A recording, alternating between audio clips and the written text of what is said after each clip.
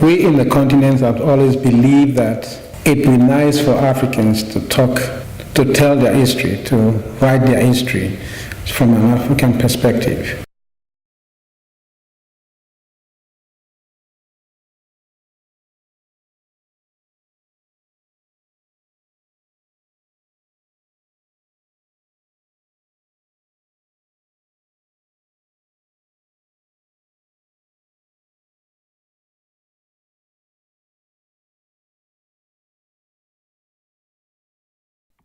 Founded by Touria El-Glaoui, daughter of the celebrated Moroccan artist Hassan El-Glaoui. Organised by Africans, sponsored by different organisations and supported by many friends. 1 to 54 Contemporary African Art Fair 2013 was held between the 16th and the 20th of October at the iconic Somerset House in London. This inaugural edition has created the opportunity to showcase works of over 70 established and emerging contemporary African artists. It also offered a space for the participation of 15 exhibitors from Africa and galleries from London, Paris, Berlin, and Seattle. The event has also offered a platform for African artists, curators, art critics, writers, publishers, and a range of art professionals from the international world of art to engage in critical dialogues regarding the African visual culture. They discussed and debated on its past, present, and future direction amongst themselves, and the huge and diverse audiences who attended the series of forums and film screenings that were taking place parallel to the exhibition. The outcome of this event is yet to be measured, amongst other things by the continuation of the fair on a regular basis in the coming years, and more importantly by its inclusion of as many competent artists as possible, representing as many of the 54 African nations that it aspires to represent. The Gallery of African Art, located in the heart of the Galleries Hub in London's Mayfair, celebrated the initiative and the remarkable achievement of the 1 to 54 Contemporary African Art Fair by inviting guests for a cocktail reception on the 18th of October.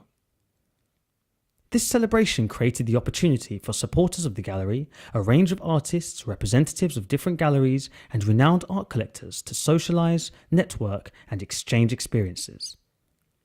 The occasion had also offered an added bonus to the guests, as it presented them with a chance to view the artworks of the contemporary Nigerian artist Oluwamoda, whose work was on show at the gallery.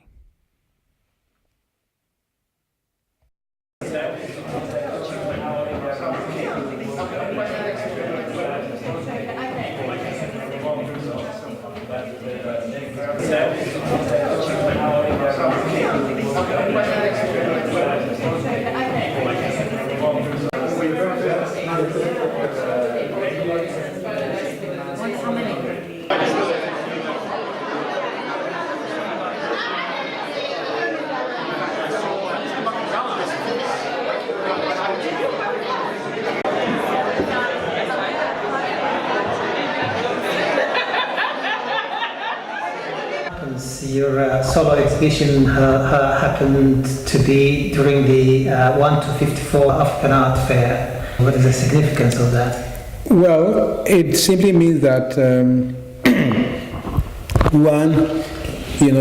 there's a fair, which of course is gallery migrating from the continent to London to show their artists, and I'm not part of that, but it also enabled people who had come to see that fair to see my work.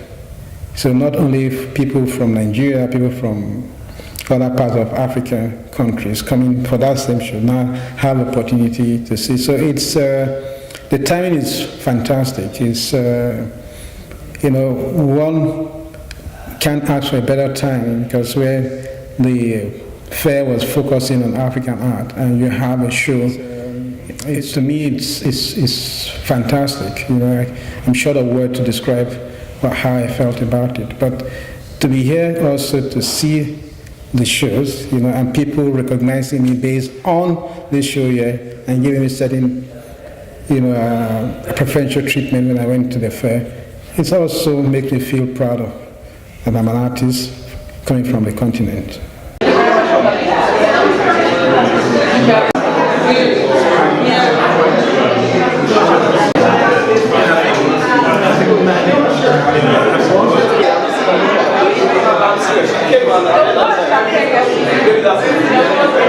Oh well, the turn-up is phenomenal.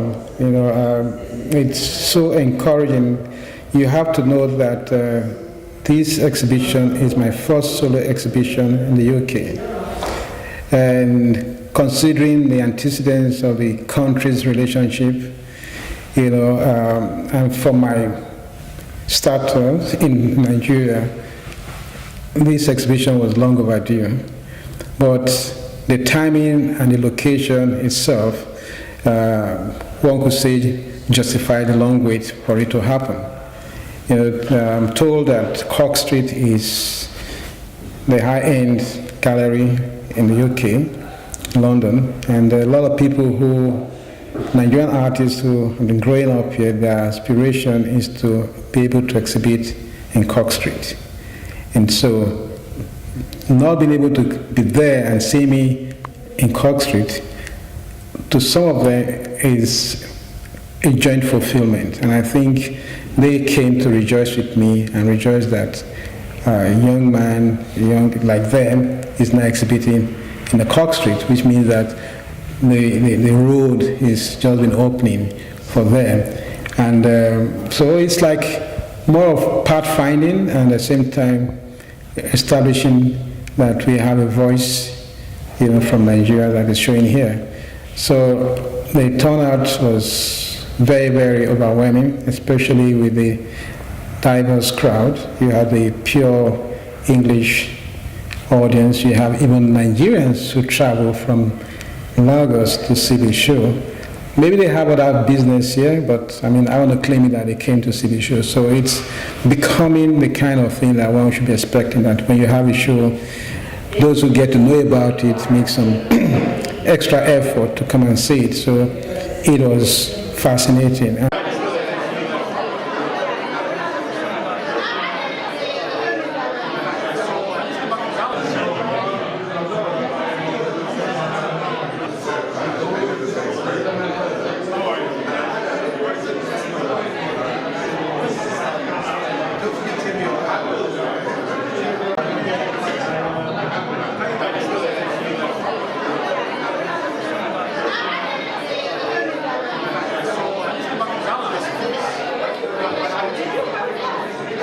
Are you an art lover or collector? Oh yes, both. You see, I write for art magazines. Which magazine? I write for Asian Art magazine, but my husband has been a consultant on tribal art for many years, and we have a small collection of African art, which we're very pleased with. Coming specifically now, coming to Olu, how do you appreciate his work? I think he's marvelous, strong, powerful. It's got a lot of life force in it. And the way he uses organic materials, you know, he picks up all these nails and makes a sculpture out of it. Fantastic. Beyond that, you know, I came across a lot of young entrepreneurs who are in their 30s who are showing interest in art. These are the people who should be collecting, you know, and I think it's to have one of the vice president of Morgan Stanley Bank, you know, Chase Bank here, was quite encouraging, you know. I'm not sure if she's collecting, but if she continues to go to exhibition, then one day she'll start collecting. And I think these are the people we should be talking to. And so it was quite an amazing audience that I have. And can you tell me a bit more about the venue, a venue dedicated specifically to African art, run by an African? What does it mean to you? Oh, it's meant a lot in the sense that we in the continent have always believed that it would be nice for Africans to tell their history, to write their history from an African perspective. And I think what the Gallery of African Art has done is a step in that direction. And I think it is not just because it's called Contemporary African Art or Gallery of African Art, but the persons the persons who runs it, they are people of African descent. And so they understand the sensibilities of the average African that is shown here. So that connection is there.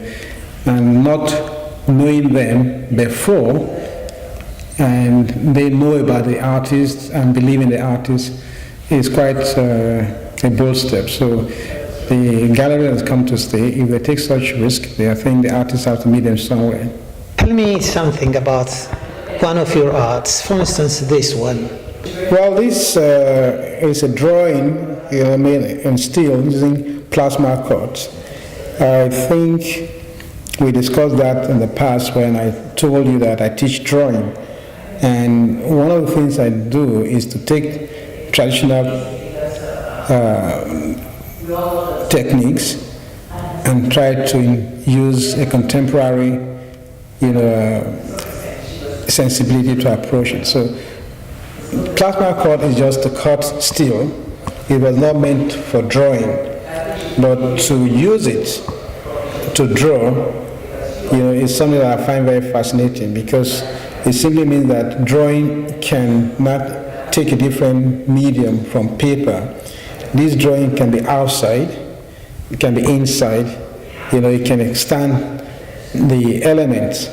And the colors you find there, these are powder coating. So all these are things that are possible by technology that are now bringing into the creation of artworks. And the title is Yellow CC Day for Corner. There's some music by Victor Rex Lawson, and it goes that Yellow CC put in for corner. When they think, na money palava, So, and our life today is about money, and these musicians in the 60s have been talking about it. So what I try to do with my work is to take one of those popular, music tune, or lyrics, and then try to reenact it in my sculpture. Well, of course, the yellow CC here, it's more of the dress. It's not so much of a skin color, So it is true that the fair ladies then were very attractive, and the men flock around it. And of course, this particular lady, had no money, and she sat in the corner, thinking of money. But that is typical of almost all the women today. So your skin color is not why people come after you. Your skin color is not why you don't have money, because it's a general problem. So what I try to do is to take this kind of message of the 60s and then put it in the context of today. And once this message moves from that time, you find that, it defies all the logic of that time. It becomes more of a universal problem than a local problem. How is your work accepted in Africa at home? Very well. I say very well because though I teach, but I live more by my art. There's no way I'll be able to, equip myself with the tools that I use if art doesn't pay me. I've known Olu's work for more than a good while back from in the days when I worked in Nigeria. And so yes, his work still holds for me the fantasy and excitement and absolute creativity. The manipulation of his material is masterly, to say the least. Yeah, so it's come a long way, and there's no fear to experiment with unrelated media materials and sort of effects and illusions. So it's really got everything that you need in an exciting piece of art. Although some materials you probably think it's something that I could pick or scavenge and see, but I buy some of them, a lot of them. But the machines, nobody's going to give you a machine for free. You're going to buy, and the machines are quite expensive. So my art is well received, and I could live on my art in Nigeria.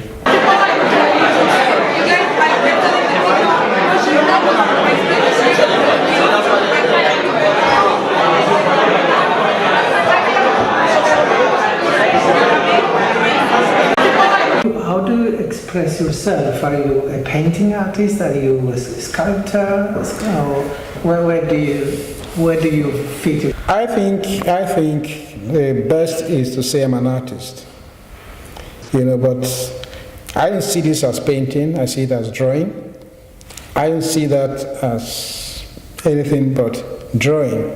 And even the piece behind me, is both a combination of drawing and sculpture. So it's best for me to forget all these compartments and take the general one and say I'm an artist. Because if I feel like painting, I paint, but it doesn't make me a painter. But what you see in front of you could be like painting, but I'm not a painter. So I'm more of a sculptor. I train as a sculptor, but in terms of expression, like they say, if the devil is playing a good music, you take the music and then you deal with his devilish attitude after that. Anything that will help me to express myself, I will just go on to it and use it. And so sometimes when I do things that lean towards painting, it is also trying to negotiate the changes that one expects to happen in painting. I've seen people who talk so much about canvas, talk so much about paper, and I think there's a lot more that can be done because we are in the age of, since the Industrial Revolution, everything is possible. So you can paint on any surface, you can draw on any surface. We have the technology to do that. So why must people continue to hold on to the old ways of doing things?